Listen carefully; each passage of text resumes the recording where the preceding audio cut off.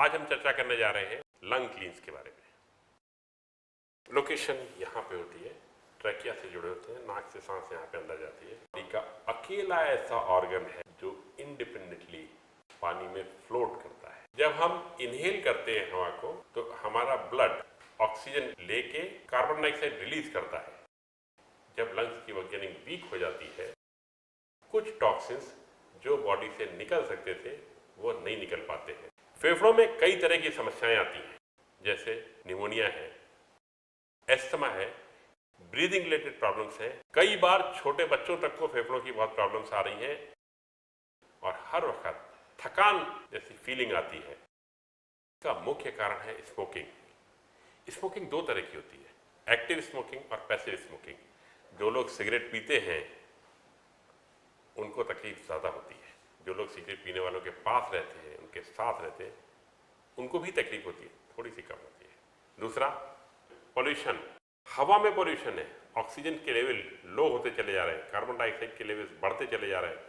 Industrial pollution है, सवारियों से धुआं निकलता है। इंडस्ट्री, चिमनियाँ, खाद्य पदार्थ भी कई बार पॉल्यूशन का काम करते हैं और इन सब का रिजल्ट होता है दमा, और अगर परेशानी ज़्यादा बढ़ जाए तो ये कैंसर का कारक भी बनती है। डॉक्टर साहब, हमें ये बताइए कि हमें ये कैसे पता चलेगा कि अब हमारे लंग्स में कुछ समस्याएं आ गई हैं? जी हाँ, थोड़े से सिम्टम्स हैं, जैसे कि शरीर में पुराना कफ या क्रोनिक कफ, एक्सरसाइज वगैरह करने के बाद सांसें थोड़ी छोटी होती हैं, या इसे कहते हैं कि हम थोड़ा हाँफते हैं, ये तो कॉमन है। लेकिन अगर थोड़ा बहुत चलने या कुछ हल्का फुल्का काम करने के बाद भी हमारी सांस छोटी हो या हाँफ आ जाए तो फिर फेफड़ों में समस्या है। लंबे समय, लगभग 1 महीने से भी ज़्यादा समय तक अगर आपको बलगम आता है तो यह भी एक लक्षण है। आवाज़ में खड़खड़ाहट का होना, सूखी खांसी आना, बार बार या खांसी से थोड़ा खून आ जाना और सीने में अधिक समय से दर्द का रहना, ये सब भी फेफड़ों की कमजोरी के लक्षण हैं। अगर किसी को भी जैसे हमने लक्षण बताए हैं उस तरह की समस्याएं आती हैं तो सबसे पहले लिवर क्लींस करें, किडनी क्लींस करें, एसिडिटी क्लींस करें, बॉडी इंप्रूव करती चली जाएगी। और उसके बाद लंग्स क्लींस से शुरुआत करें। इस 5 दिन के प्रोग्राम में सबसे पहले आपको जो सामग्री चाहिए है वो है 2 मीडियम साइज के नींबू, 300 मिलीलीटर तक अंगूर का जूस, 300 मिलीलीटर क्रैनबेरी जूस, गाजर का जूस 300 ml और नोनी का जूस करीब करीब 60 मिलीलीटर। ये 1 दिन की डोसेज हो गई। गुलाब के फूल, अदरक, पेपरमिंट का पाउडर लें अंदाज से। कि इसके इस्तेमाल की विधि क्या है। सुबह 2 नींबू को 250 ml पानी में निचोड़िए और खाली पेट पी लीजिए। अंगूर के रस को 300 मिलीलीटर की क्वांटिटी में ब्रेकफास्ट में लेना है। 300 ml गाजर के रस को लंच के पहले लेना है। इवनिंग के टाइम में 250 ml पानी में नोनी जूस मिलाकर पी लीजिए। रात में डिनर से 1 घंटे पहले म्यूकस क्लींजिंग 2 कप पानी लीजिए, उसमें 1 चम्मच गुलाब की पंखुड़ियों का पाउडर, आधा चम्मच अदरक या सौंठ का पाउडर और आधा चम्मच पुदीने का पाउडर डालना है। जब ये पक्का आधा हो जाए तो छान करके पी लीजिए और 1 घंटे बाद डिनर करें। डिनर जल्दी कर लें क्योंकि 2 घंटे बाद आपको 300 ml क्रैनबेरी जूस पीना है। ये आपको 5 दिन तक करना है। 200 ml कैस्टर ऑयल और फरारीन का कपड़ा आपके पास है।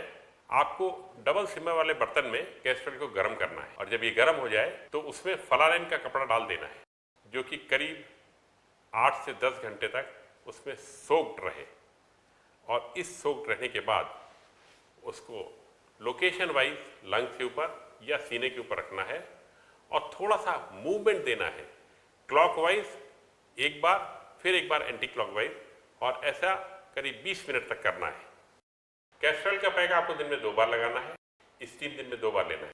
फातिमा जी, थोड़ा सा बता दीजिए दर्शकों कि स्टीम कैसे लेनी है। आपको एक टोप लेना है या आजकल मार्केट में स्टीमर भी बहुत सारे मिलते हैं, उसमें खौलता हुआ पानी लीजिए और 8 से 10 नीलगिरी तेल की बूंदें डालिए और अपने आप को किसी मोटे टॉवेल या कंबल से कवर करके उस स्टीम को इनहेल कीजिए।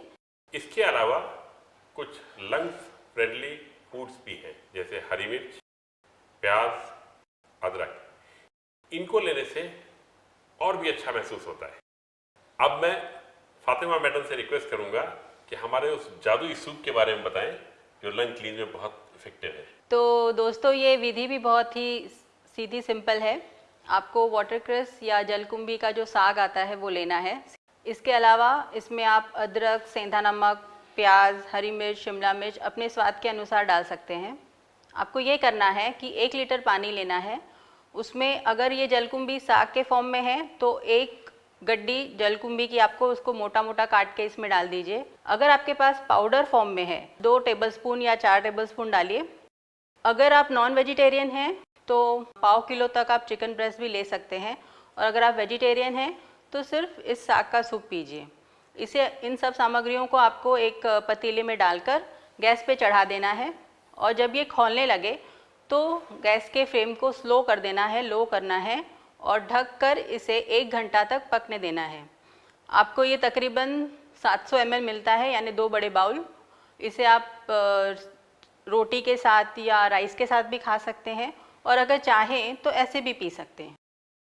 अच्छा डॉक्टर साहब, आपने इतनी सारी विधियां तो बता दी, ये करना है वो करना है, तो क्या ये इजी टू इम्प्लीमेंट है? मैं ये तो नहीं कहता कि बहुत इजी टू इम्प्लीमेंट है, लेकिन ये बात पक्की है कि मुश्किल भी नहीं है। लेकिन एक बार समझ लिया तो फिर उनको इस बात का आनंद आने लगता है। तो एक बार समझिए इसको, थोड़ी मेहनत पड़ेगी, हम आपके साथ हैं ना। धन्यवाद।